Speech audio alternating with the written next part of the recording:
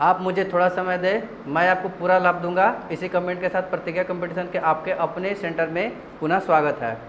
जैसा कि आपको पता है, हम पिछली वीडियो में फिजिक्स से रिलेटेड मॉक टेस्ट 1 लेकर के आए थे और उसमें हमने काफ़ी महत्वपूर्ण प्रश्नों का डिस्कशन भी किया था।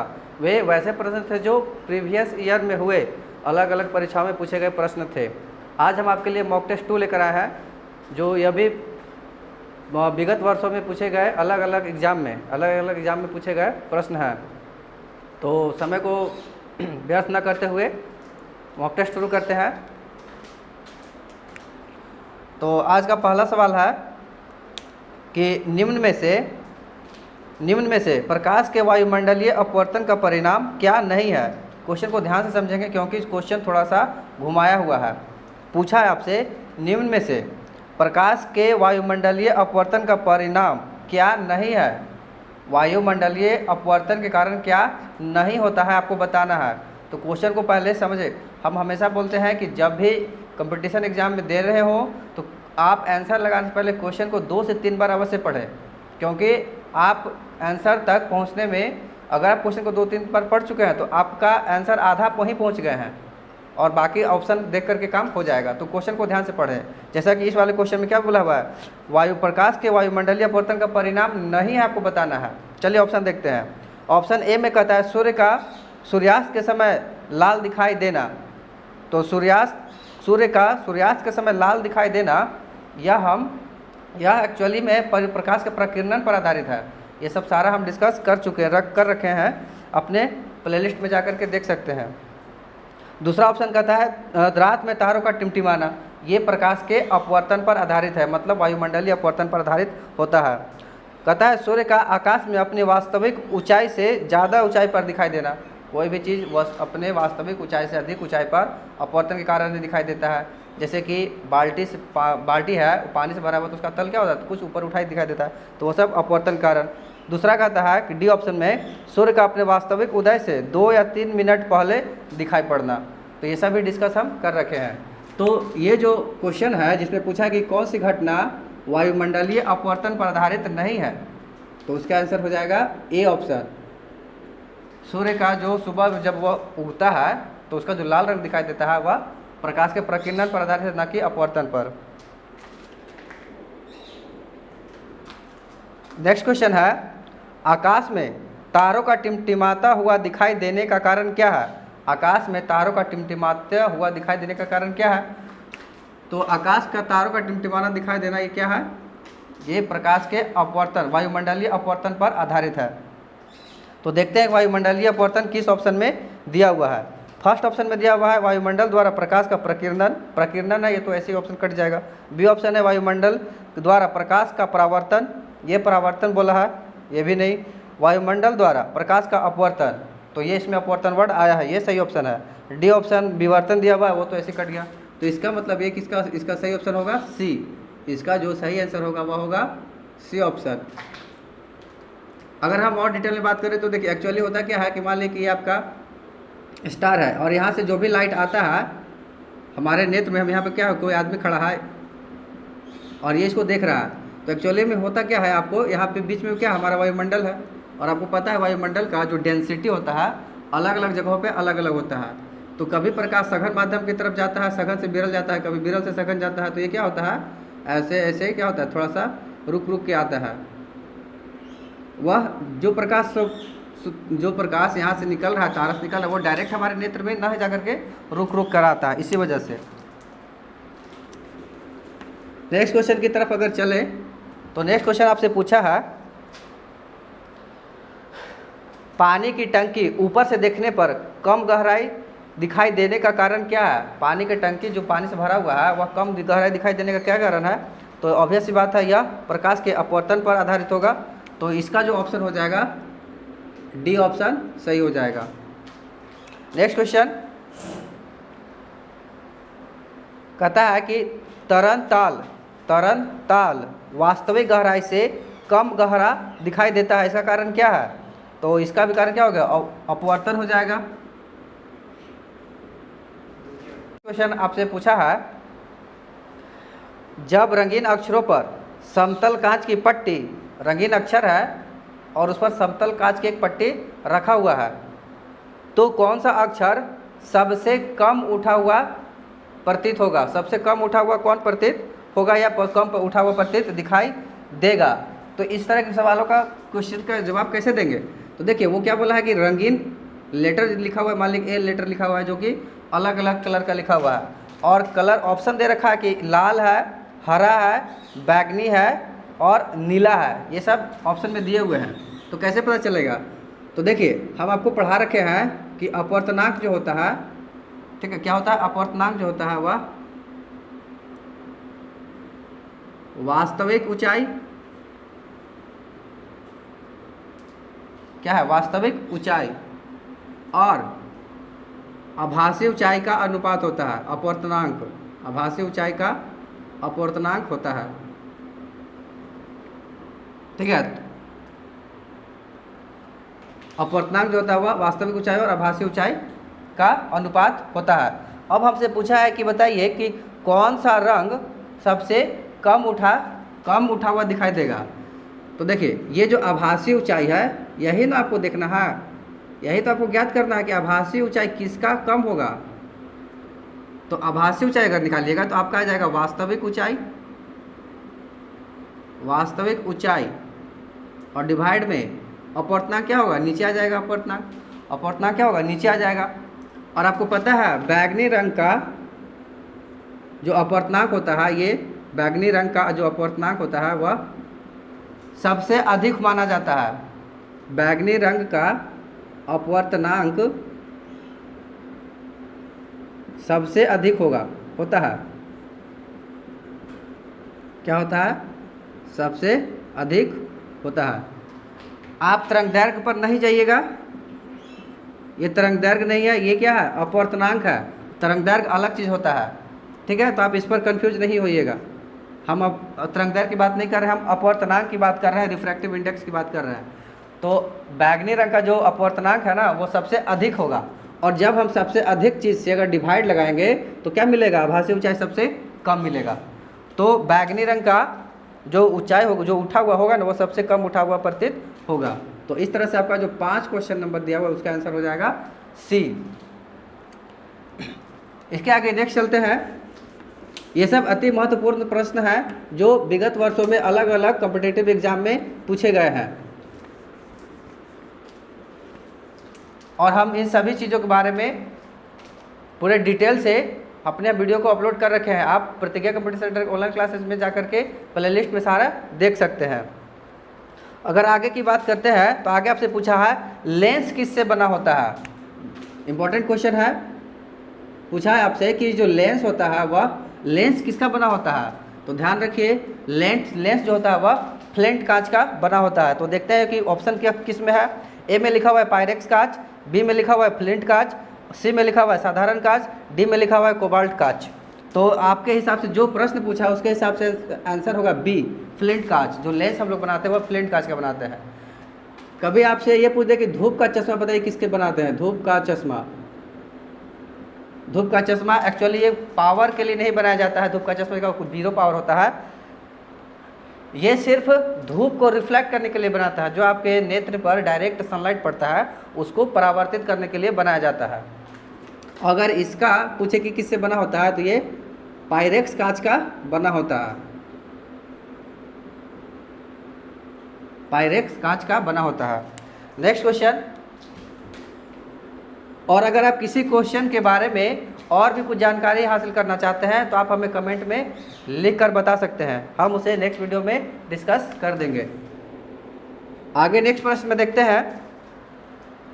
दीर्घ दृष्टि वाले व्यक्ति के लिए निकट बिंदु होता है। दीर्घ दृष्टि वाले व्यक्ति के लिए निकट बिंदु होता है। अगर कोई सामान्य व्यक्ति है जिसके पास नेत्र में कोई दोष नहीं है तो उसके लिए हम लोग मानते हैं कि वह 25 सेंटीमीटर मिनिमम डिस्टेंस है किसी भी वस्तु को साफ साफ देखने के लिए। लेकिन यहाँ पर जो बोला है वह दीर्घ दृष्टि दोष बोला है। तो दीर्घ दृष्टि दोष में हम बताएंगे कि उसका जो निकट बिंदु होगा वह 25 सेंटीमीटर से पहले हो जाएगा।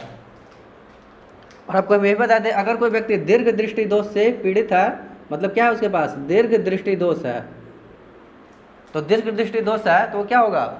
हम लोग ऑप्शन लगाएंगे सी, नेक्स्ट क्वेश्चन कहता है कि ENT डॉक्टरों द्वारा, अब आपको यहाँ पर ये समझना होगा कि यहाँ पर जो लिखा है ENT डॉक्टर, वो किसके, उसका मतलब क्या है ENT। तो E का मतलब हो गया आई, N का मतलब हो गया नोज, और T का मतलब हो गया क्या चीज़, टिथ। ठीक है, तो हम ये सब पढ़ा रखे हैं कि अगर आँख का डॉक्टर, नाक का डॉक्टर किसका इस्तेमाल करता है, तो ये अवतल दर्पण का इस्तेमाल करता है। तो देखते हैं कि अवतल दर्पण किस ऑप्शन में लिखा हुआ है। तो देखिए पहले ऑप्शन में लिखा हुआ है अवतल दर्पण, तो हम लोग ए ऑप्शन के साथ जाएंगे। नेक्स्ट क्वेश्चन कहता है कि वाहन अपने पीछे से आने वाली वस्तुओं को डैश के माध्यम से देखता है।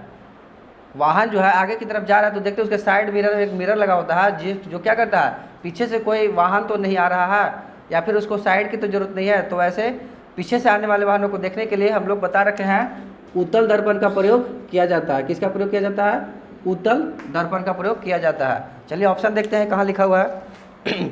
ए में लिखा हुआ है अवतल लेंस, ये तो नहीं हो सकता है।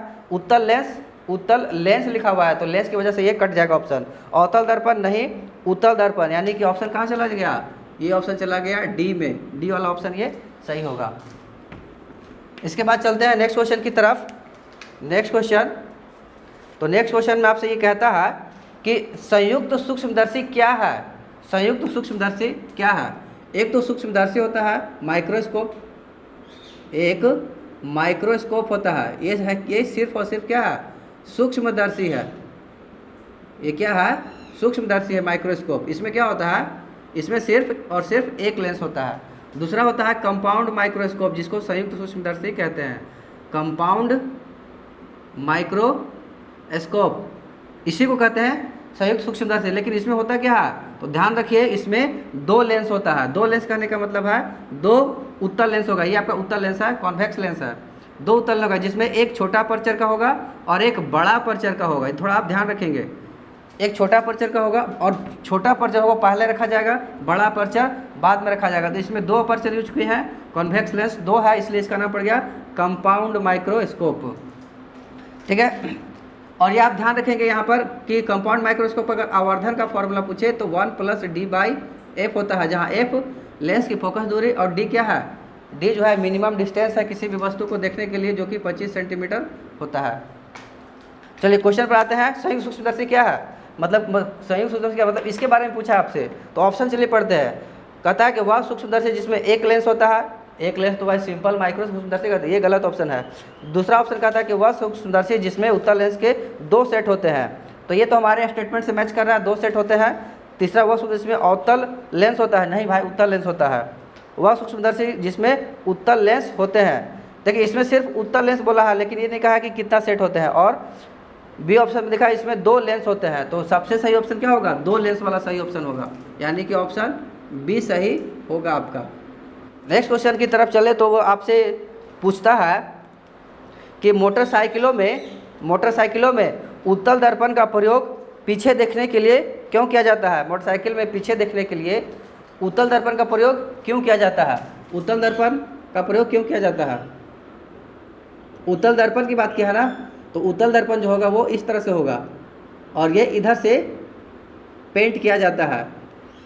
उत्तल दर्पण ये है, आपको पता है कि इसमें हमेशा सीधा प्रतिबिंब बनता है, हमेशा क्या होता है, सीधा प्रतिबिंब बनता है, हमेशा आभासी प्रतिबिंब बनता है, और कैसा होता है, और वस्तु से छोटा प्रतिबिंब बनता है। कैसा बनता है, वस्तु से छोटा प्रतिबिंब बनता है। इसी वजह से हम लोग इसको पीछे से आने वाली वस्तुओं को देखने के लिए करते हैं उत्तल दर्पण का प्रयोग। चलिए देखते हैं, ऑप्शन देखते हैं। पहला लिखा हुआ है इसमें आभासी प्रतिबिंब बनता है, तो ये तो सही है, यहाँ देखिए सही है, आभासी बनता है। दूसरा कहता है इसमें सीधाकृति बनती है, सीधाकृति बनती है। आगे कहता है कि इसमें वस्तु की तुलना में छोटी आकृति दिखाई देती है, तो तीनों के तीनों स्टेटमेंट सही है। और लास्ट में डी लिखा हुआ उपर्युक्त सभी, तो हम लोग डी ऑप्शन के साथ जाएंगे, उपर्युक्त सभी। नेक्स्ट क्वेश्चन आपसे ये पूछा है कि आवर्धक लेंस वास्तव में क्या होता है। आवर्धक लेंस यानी मैग्नीफाइंग ग्लास, आवर्धक लेंस पूछा है, तो लेंस तो उत्तल या अवतल, तो देखिए ये जो हम लोग का उत्तल लेंस है, इसमें उत्तल लेंस में जब हम वस्तु को यहाँ रखते हैं तब इसी समय क्या होता है, मतलब लेंस के जब नज़दीक है, उत्तल लेंस के नज़दीक है, तब वस्तु का क्या होता है, बड़ा प्रतिबिंब बनता है। इसी वजह से क्या कहते हैं, उत्तल लेंस को मैग्नीफाइंग ग्लास कहा जाता है। ऑप्शन देखते हैं, तो ऑप्शन दिया हुआ है आवर्धक लेंस, यही क्वेश्चन पूछा, आवर्धक लेंस में क्या होता है, तो समतल अवतल लेंस नहीं, अवतल लेंस नहीं, उत्तल लेंस, उत्तल लेंस, हाँ उत्तल लेंस होता है। ये क्या है आपका, कॉन्वेक्स लेंस है। कॉन्वेक्स लेंस को क्या बोलते हैं, उत्तल लेंस बोलते हैं, कॉन्वेक्स लेंस। तो इस हम किसके साथ जाएंगे, हम जाएंगे सी के साथ जाएंगे, सी हमारा सही ऑप्शन होगा। उसके बाद नेक्स्ट क्वेश्चन आपसे पूछता है कि निकट दृष्टि से पीड़ित लोगों को, निकट दृष्टि दोष से पीड़ित लोगों को किस प्रकार के लेंस का प्रयोग करने की सलाह दी जाती है। निकट दृष्टि दोष है ना, तो निकट दृष्टि दोष है तो वह निकट की वस्तु साफ साफ दिखेगा, दूर की वस्तु नहीं दिखाई देगा। तो और निकट है, ये कितना लेटर है, एक निकट में आपका देख रहे हैं कि 3 अक्षर है, तो 3 अक्षर के साथ हम भेजेंगे 4 अक्षर वाले लेंस को, यानी कि अवतल लेंस हो जाएगा इसका आंसर। अवतल लेंस देखते हैं किस में ऑप्शन में दिया हुआ है, ए में दिया हुआ है उत्तल लेंस नहीं होगा, बी में दिया हुआ है अवतल लेंस, तो ये हमारा क्या हो जाएगा, बी ऑप्शन सही हो जाएगा, बी ऑप्शन सही हो जाएगा। नेक्स्ट क्वेश्चन देखिए आपसे क्या पूछा है, नेक्स्ट क्वेश्चन आपसे पूछा है कि हजामत में कौन सा दर्पण प्रयोग किया होता है। हजामत मतलब सेविंग करना है, उसमें कौन सा दर्पण प्रयोग होगा। तो जैसे कि अभी आया था ENT हो, हजामत बनाना हो मतलब कि सेविंग करना हो, ठीक है, या फिर हेडलाइट हो, ठीक है, हेडलाइट हो, या फिर सोलर कुकर हो, सोलर कुकर, इन सभी में हम क्या करते हैं, इन सभी में हम अवतल दर्पण का प्रयोग करते हैं। तो देखते हैं कि कहाँ लिखा हुआ है अवतल दर्पण। ए में लिखा उत्तल दर्पण, बी में लिखा अवतल दर्पण, बी में ऑप्शन मिल गया तो हम जाएंगे बी के साथ। देखिए नेक्स्ट क्वेश्चन क्या बोलता है वो जरा देखें। अगर किसी क्वेश्चन में आप विशेष जानकारी चाहते हैं या कोई डाउट है तो हमें कमेंट में मेंशन कर सकते हैं।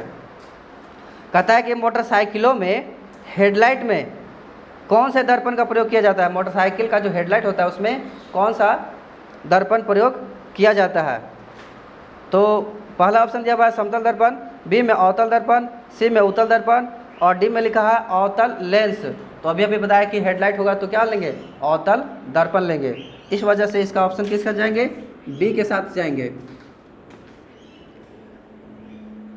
और अगर आगे बात करें नेक्स्ट क्वेश्चन में, तो नेक्स्ट क्वेश्चन आपसे पूछा है कि इलेक्ट्रॉन सूक्ष्मदर्शी, इलेक्ट्रॉन सूक्ष्मदर्शी एक माइक्रोस्कोप है जो हाई क्वालिटी का है, जो किसी भी वस्तु का 1 लाख गुना करके आपको प्रतिबिंब बना सकता है। उसका 1 लाख बढ़ा हुआ, 1 लाख को क्या करेगा, बढ़ा करके आपको दिखा सकता है, बना के दिखा सकता है प्रतिबिंब।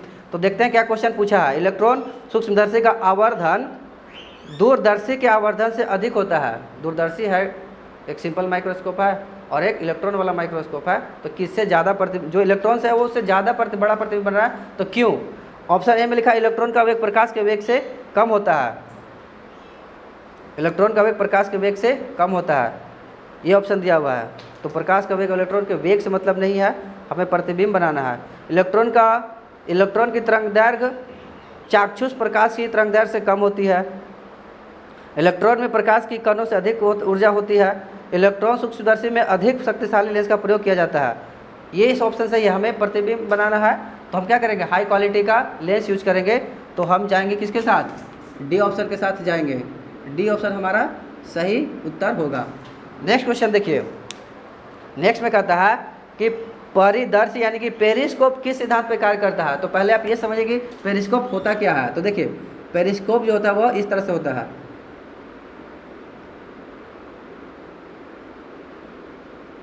यह है आपका पेरिस्कोप। यहाँ पर 2 समतल दर्पण 45 डिग्री पर लगाए जाते हैं। कहाँ कहाँ लगाए जाते हैं, देखिए एक समतल दर्पण यहाँ लगेगा जो कि क्या होगा 45 डिग्री पे होगा, और एक समतल दर्पण यहाँ पे होगा जो क्या होगा, यह भी 45 डिग्री पर लगा होगा। अब मान लीजिए कि यहाँ पर कोई वस्तु रखा है, यह है आपका ऑब्जेक्ट रखा हुआ है, तो ये क्या करेगा, यहाँ से लाइट जाएगा, यहाँ पे इंटर करेगा, और आप देखना कहाँ चाहते हैं, आप यहाँ से देखना चाहते हैं, यहाँ पे ये कोई है व्यक्ति है जो कि यहाँ से इसको देखना है, तो लाइट सबसे पहले इंटर करेगा, यहाँ पर पड़ेगा और 45 डिग्री पर झुका हुआ तो क्या होगा, लाइट पड़ने के बाद क्या होगा, परावर्तन होगा। परावर्तन होकर के लाइट कहाँ चला जाएगा, ये यहाँ चला जाएगा और फिर यहाँ से परावर्तित होकर के लाइट यहाँ चला जाएगा। तो क्या होगा, आप इसका प्रतिबिंब देख सकता है वो। तो परावर्तन की घटना पर आधारित है। अब देखते हैं कि परावर्तन किस ऑप्शन में दिखा हुआ है। अपवर्तन नहीं, पूर्णांतिक परावर्तन नहीं, विवर्तन नहीं, परावर्तन yes, D option is the right option. Next question 18। Next में कहता है कि दर्पण के पीछे के पृष्ठ पर, दर्पण के पीछे पर पृष्ठ पर निम्नलिखित में से किसकी पतली परत चढ़ाई जाती है।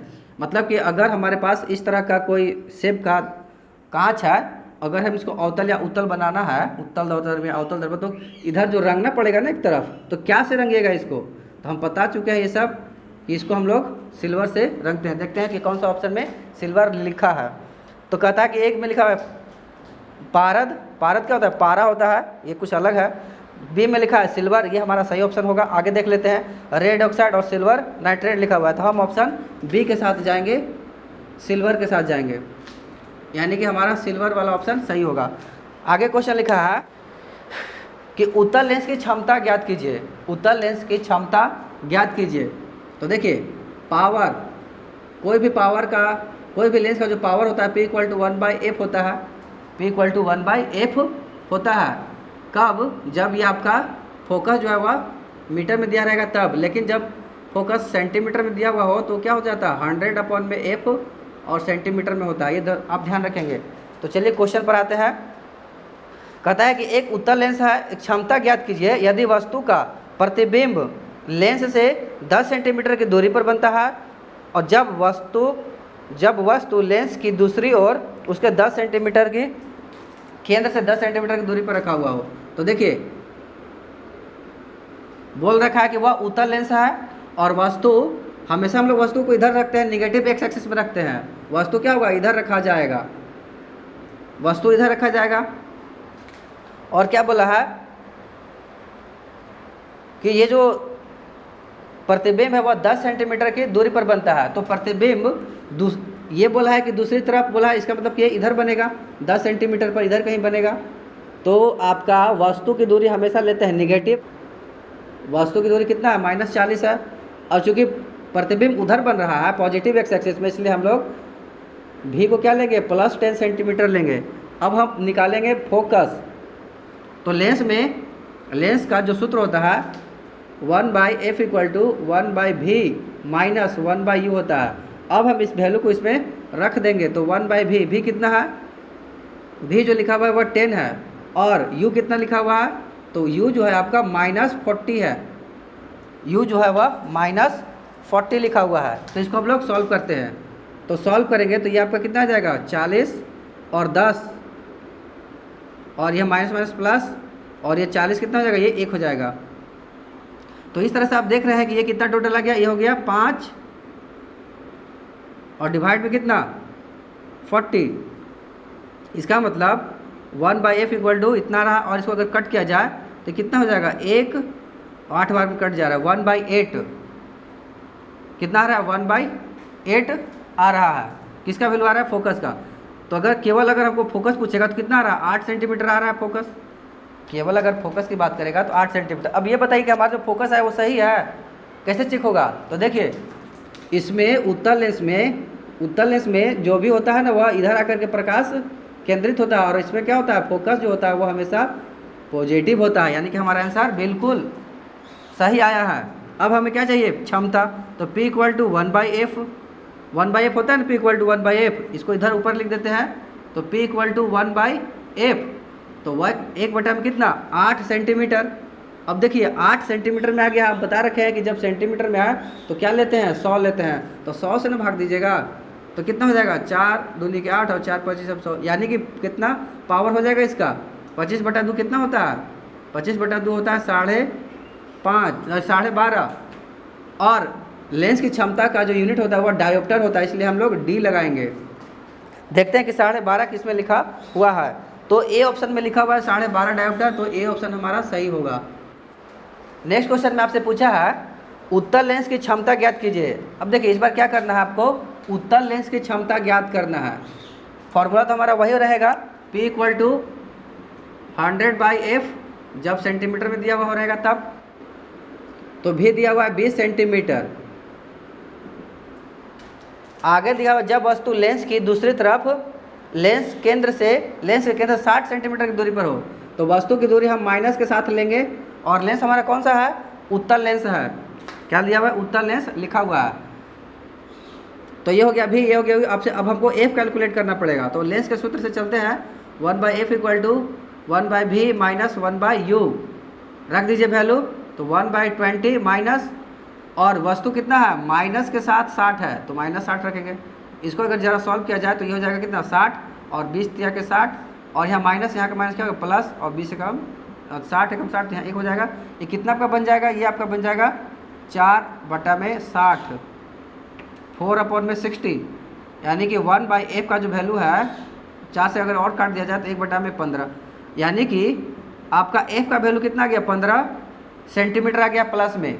और जब प्लस में 15 सेंटीमीटर आ जाए फोकस, तब हम लोग क्षमता ज्ञात कर सकते हैं। कैसे? तो P = 1/f से, और 1/f में जब सेंटीमीटर में दिया हो तो यहाँ पर हम लोग 100 का यूज करते हैं, 100/f। तो कितना से भाग देना होगा? f कितना है हमारा? 15 सेंटीमीटर है ना, इसको कट कर दिया जाए तो 5 × 15 और 5 × 20 100, तो आपका 6.67। और क्षमता पर लेंस की क्षमता कैसा है? मात्रा डायोप्टर। तो देखते हैं 6.67 किसमें लिखा हुआ है। तो 6.67 वो भी प्लस में जो है वह ऑप्शन बी में लिखा हुआ है, तो इसका मतलब हमारा बी ऑप्शन सही हो जाएगा। आगे चलते हैं नेक्स्ट क्वेश्चन में। तो आपको नेक्स्ट में आपसे पूछा है, नेक्स्ट में आपसे क्या पूछा है कि उत्तल लेंस की क्षमता ज्ञात कीजिए। क्या करना है? उत्तल लेंस की क्षमता ज्ञात करना है। यदि वस्तु का प्रतिबिंब 20 सेंटीमीटर की दूरी पर बनता हो, वस्तु का प्रतिबिंब कहाँ बन रहा है? 20 सेंटीमीटर की दूरी पर बन रहा है। तो उत्तल लेंस दिया हुआ है ही, और बोल रखा है कि 20 सेंटीमीटर की दूरी पर बनता है, तो लिख लिए। और देख लेते हैं वस्तु की दूरी दिया हुआ है या नहीं। और जब वस्तु लेंस के केंद्र से लेंस से के दूसरी तरफ 25 सेंटीमीटर की दूरी पर रखा हुआ होगा, और हम हमेशा बता रखे हैं कि वस्तु की दूरी चाहे दर्पण हो लेंस हो हमेशा माइनस के साथ रखा जाता है। तो हम लोग को अगर क्षमता ज्ञात करना है तो P = 1/f के हिसाब से फोकस पहले कैलकुलेट करना पड़ेगा। तो अगर दर्पण सूत्र से चलिएगा तो 1/f = 1/v minus 1/u most important formula है, इसको आप रट के याद कर सकते हैं। ऐसे ज़्यादा कुछ है नहीं, आपको याद हो गया होगा। रख दीजिए वैल्यू 1/v, v कितना है? 20 है, और माइनस में u का वैल्यू कितना है? माइनस के साथ 25 है, तो ये लिख लेंगे। और इस कैल्शियम निकाला जाए तो कितना हो जाएगा? ये 100, और इधर आ जाएगा कितना? 5, 20 × 25 100, 5 और माइनस प्लस, और 25 × 4 100, ये कितना आ गया? 9/100 आ चुका है। कितना? 9/100। तो ये आपका क्या है? 9/100। ये जो 9/100 आया वो आपका 1/f आया है। तो फिर बताइए कि f कितना आया है भाई? तो f आपका कितना आया होगा? ये 100/9 सेंटीमीटर आया होगा। क्षमता ना ज्ञात करना है, तो P = 1/f, और ये 1/f जब सेंटीमीटर में लेंगे तो ये वाला कितना हो जाएगा? 100। तो देखिए यहाँ रखे 100, और ये f का ना वैल्यू है, तो f का वैल्यू कितना है? 100/9, ये ना लिखा हुआ है। तो इसको अगर सॉल्व किया जाए तो 100 ऊपर का और इंटू में 9/100, ये उलट जाएगा। तो उलटने के बाद क्या होगा? ये कट जाएगा, मतलब कि कितना क्षमता आ गया? 9 डायोप्टर। तो देखते हैं कि 9 डायोप्टर का किस में आंसर दिया हुआ है। तो ऑप्शन जो दिखा हुआ एक ए दिया हुआ 1 डायोप्टर, बी में दिया हुआ -9 डायोप्टर, सी में लिखा हुआ है 9 डायोप्टर। तो हम ऑप्शन सी के साथ जाएंगे, यही हमारा सही ऑप्शन होगा। ये सब विगत वर्षों में अलग अलग कॉम्पिटिटिव एग्जाम में पूछे गए प्रश्न है, जो कि हम आपके सामने लेकर उपस्थित है। और ये काफ़ी महत्वपूर्ण प्रश्न है जो आपको ग्रुप डी में अवश्य और एनटीपीसी में ज़रूर देखने को मिलेंगे। ये वो प्रश्न भी है ऐसे, ये कुछ ऐसे प्रश्न भी है जो एसएससी, सीजीएल और अलग अलग कॉम्पिटिटिव एग्जाम में पूछे गए हैं। आगे की अगर बात करें, कहता है श्वेत प्रकाश को विभिन्न रंगों में विभक्त करने के लिए निम्नलिखित में से किसका प्रयोग किया जाता है। तो ये सब तो पता रखे हैं कि श्वेत प्रकाश है, इसको अगर प्रिज्म में गुजारा जाए तभी क्या होगा? ये 7 रंग में बट जाएगा, होगा ना। तो किससे गुजरेगा? प्रिज्म। देखते हैं ऑप्शन में प्रिज्म किस में दिखा हुआ है? कांच की सिल्ली नहीं, उत्तल लेंस नहीं, अवतल लेंस नहीं, डी में दिखा हुआ है प्रिज्म। तो हम लोग डी के साथ जाएंगे। नेक्स्ट क्वेश्चन में है, आपसे ये पूछा है 3D फिल्में देखने के लिए किस चश्मे का प्रयोग किया जाता है? 3D फिल्म देखना है आपको, कौन सा चश्मा प्रयोग किया जाएगा? कहता है द्विफॉक्सी लेंस, अवतल लेंस, उत्तल लेंस, पोलराइड। तो 3D मूवी देखना है, 3D मूवी देखना है तो हम लोग किसके ऑप्शन के साथ जाएंगे? डी ऑप्शन के साथ जाएंगे, पोलराइड चश्मे के साथ जाएंगे। आपको पता है कि अवतल लेंस जो होता है वह निकट दृष्टि दोष में होता है, अभी हम ये जस्ट बता रखे हैं, और उत्तल लेंस जो होगा वह दूर दृष्टि दोष में होगा। तो आगे चलते हैं नेक्स्ट क्वेश्चन में। कहता है कि अवतल लेंस हमेशा किस प्रकार का प्रतिबिंब बनाता है? अवतल लेंस, ये देखिए ये है आपका अवतल लेंस है, अवतल लेंस ही पूछा है, बिल्कुल। अवतल लेंस हमेशा किस प्रकार का प्रतिबिंब बनाता है? तो देखिए इसमें हमेशा आभासी प्रतिबिंब बनेगा। कैसा बनेगा? हमेशा आभासी प्रतिबिंब बनेगा। क्यों आभासी प्रतिबिंब बन रहा है? क्योंकि ये जो होता है प्रकाश जब आता है तो वो क्या करता है? इसको बिखेर देता है, और जो भी प्रतिबिंब बनना होता है वो यहाँ पर बनता है इस साइड। एक जब अनंत पर वस्तु हो तो फोकस पर बनता है, और एक यहाँ पे ऑप्टिकल केंद्र जो होता है, केंद्र और एफ के बीच में एक बार बनता है। तो वस्तु का हमेशा यह छोटा बनाएगा प्रतिबिंब, आभासी बनाएगा, और क्या बनाएगा? सीधा बनाएगा। तो देखते हैं ऑप्शन कौन सा मिलेगा, आभासी और सीधा। ऑप्शन बी के साथ जाएंगे, ऑप्शन बी। नेक्स्ट क्वेश्चन आपसे जो पूछा है उसको डिस्कस कर लेते हैं। कहता है कोई व्यक्ति सूक्ष्मदर्शी और दूरदर्शी में अंतर क्या देखकर जान सकता है? एक सूक्ष्मदर्शी है, एक दूरदर्शी है। दूरदर्शी मतलब क्या? टेलीस्कोप। टेलीस्कोप जो होता है वह दूरदर्शी है। टेलीस्कोप दूरबीन बोले या दूरदर्शी बोले, तो कैसे अंतर समझ पाएगा? कहता ऑप्शन दिया हुआ है लंबाई, रंग, लेंस का आकार, या लेंस का आकार तथा लंबाई। तो सूक्ष्मदर्शी है और दूरदर्शी यंत्र में कैसे अंतर पड़ेगा? तो लेंस का आकार देख करके बता सकता है कि वह सूक्ष्मदर्शी है या दूरदर्शी है। टेलीस्कोप जनरली जो होता है वह लंबे आकार का होता है। साथ जाएंगे, सी ऑप्शन के साथ जाएंगे। तो ये जो थे ये कुछ महत्वपूर्ण प्रश्न थे जो हम आपके लिए अलग अलग कॉम्पिटिटिव एग्जाम पूछे गए थे आपके लिए लेकर के हाजिर हुए हैं। तो देखिए ये था मॉक टेस्ट 2। मॉक टेस्ट 1 में भी हम कुछ आपको प्रश्न करवाए थे, वो भी अलग अलग कॉम्पिटिटिव एग्जाम में पूछे गए थे। तो वीडियो को अगर आपको पसंद आता है तो इसे लाइक शेयर कमेंट करना ना भूलें। आपका कमेंट ही हमारे लिए मोटिवेशन का काम करता है, जिससे कि हम इम्पोर्टेंट से इम्पोर्टेंट कंटेंट को हम शामिल कर पाते हैं। तो मिलते हैं नेक्स्ट वीडियो में एक नए वीडियो के साथ, तब तक के लिए धन्यवाद।